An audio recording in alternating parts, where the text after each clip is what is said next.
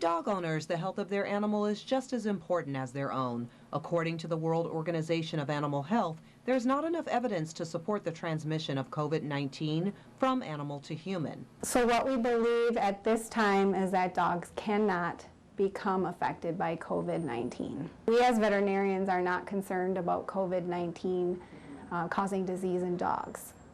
Dr. Knight's concern is human-to-human contact, which is why staff at the clinic is taking necessary precautions to keep owners and their animals safe. What we're doing is we've amped up our disinfecting, so we're disinfecting all of our surfaces in between each and every appointment.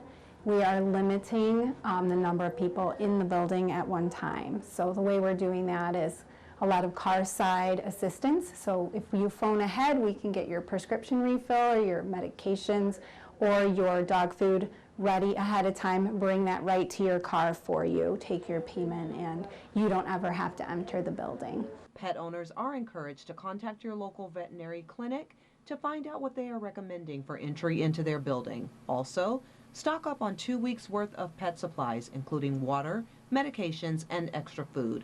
In Alpena, Stephanie Minichi, WBKB News.